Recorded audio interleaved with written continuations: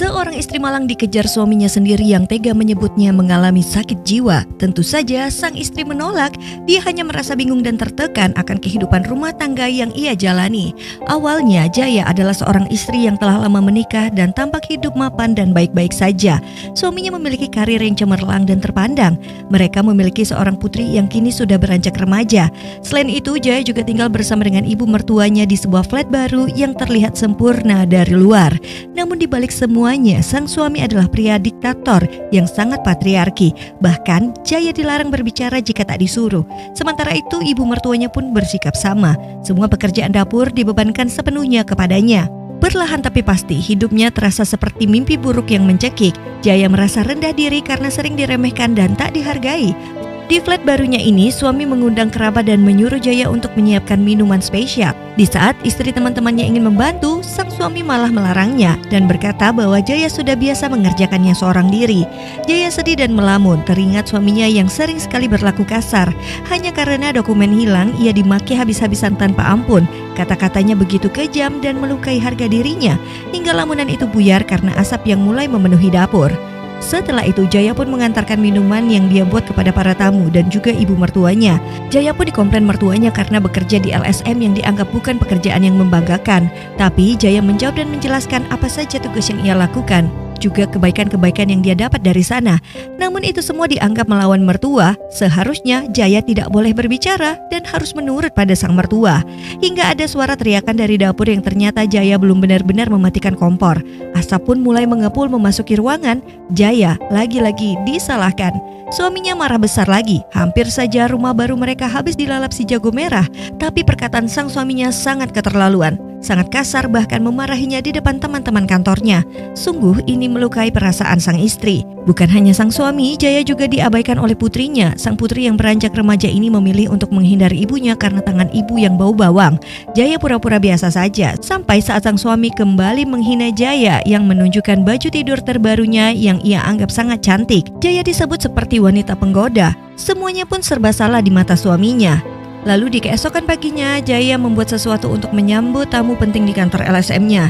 Saat jalan, suaminya terlibat keributan dengan pengendara motor yang mengebut dan nyaris menggores mobil barunya. Hingga keributan di antara keduanya pun tak terelakkan.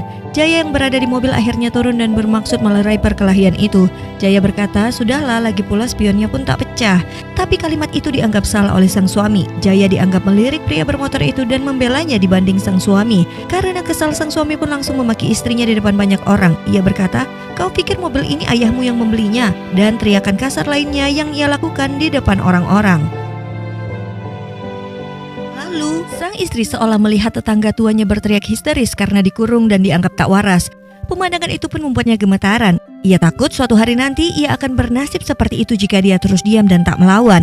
Namun Jaya saat ini memang mengalami tekanan mental akibat seringnya dicaci maki, dimarahi, diremehkan dan mendapat kekerasan verbal lainnya. Ia bahkan dimaki di depan orang banyak seperti pagi ini. Suaminya menuduh Jaya membela pria bermotor itu dan menyebutnya tergoda tanpa bukti. Tekanan itu membuat Jaya linglung saat bertemu dengan tamu penting. Tangannya pun gemetar hingga menumpahkan air. Saat ia membawa nampan kue untuk menyambut tamu, langkahnya pun goyah dan menjatuhkan nampan penting itu. Ketua yayasan pun terlihat kesal dan bertanya apa yang terjadi pada Jaya membuat suasana canggung dan tamu merasa direndahkan. Sahabatnya pun mendekatinya dengan cemas mengatakan jika Jaya mengalami gangguan kecemasan. Ia melihat sendiri tadi pagi Jaya dimarahi suaminya di tengah jalan hingga jadi tontonan orang-orang. Namun Jaya tetap membela dan berkata suaminya memang mudah marah namun hatinya sebenarnya baik. Perkataan itu tentu saja tidak bisa diterima oleh sang sahabat. Ia menegaskan Jaya tidak boleh terus diam karena tekanan seperti itu perlahan akan menggerogoti mentalnya hari demi hari dan berdampak buruk bagi kesehatannya.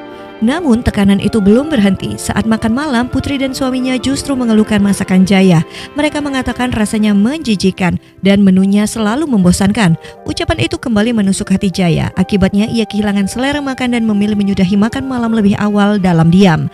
Saat mertua berkata Jaya tampak mengalami sesuatu, suaminya menepis. Ia menyebut depresi hanya penyakit buatan untuk mencari perhatian.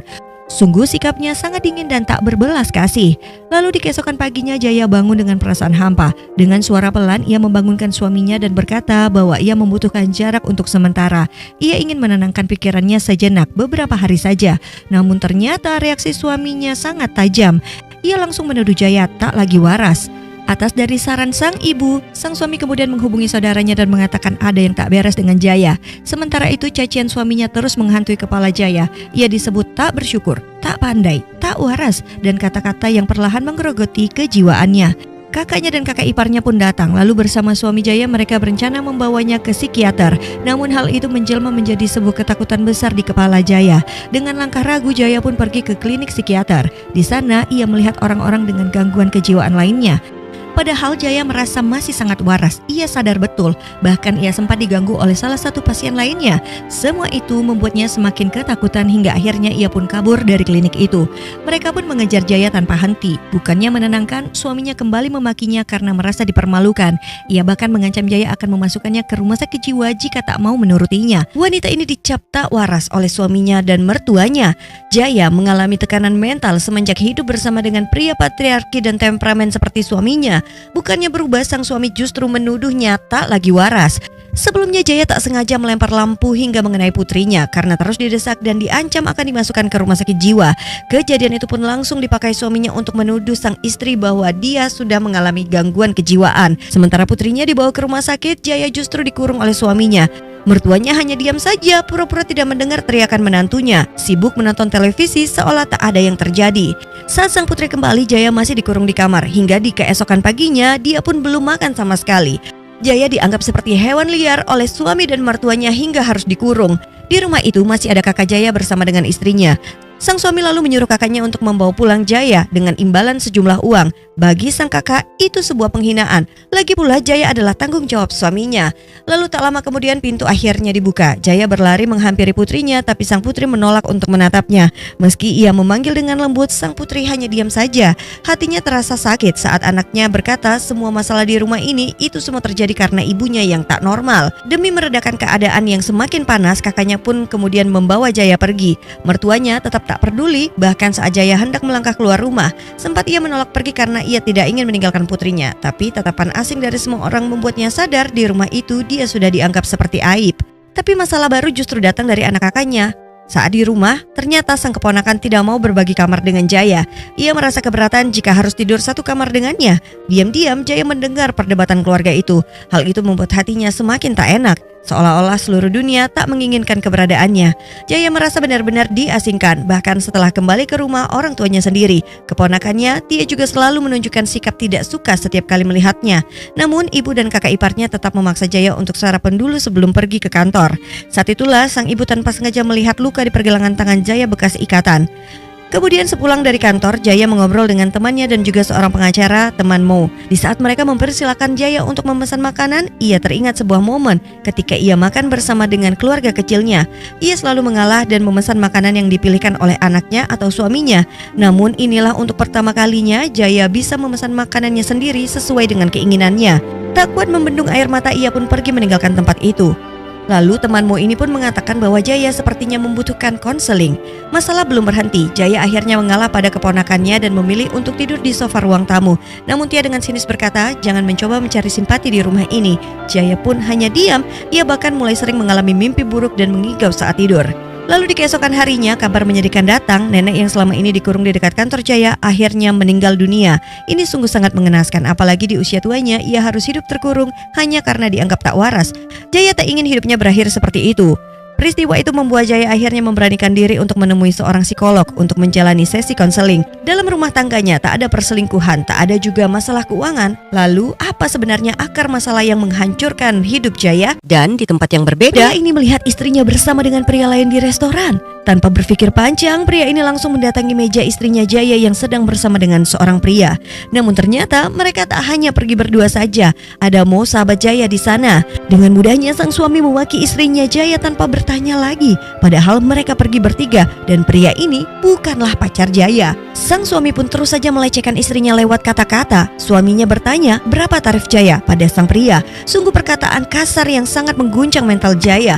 Hingga Jaya pun tak tahan lagi dengan semua hinaan yang dia lakukan di depan umum. Di tengah para pengunjung restoran lainnya, ia pun memilih pergi dari tempat itu. Sungguh sang suami yang keterlaluan. Dan tak menunggu waktu lama, beberapa hari setelahnya sang suami kemudian mengirimkan surat gugatan cerai. Alasannya ada dua, yakni Jaya punya gangguan mental dan kekerasan dalam rumah tangga. Dalam hal ini ialah peristiwa saat Jaya tak sengaja melempar lampu ke putri mereka. Selain itu, sang suami juga menginginkan hak asuh sepenuhnya terhadap Surti putri mereka.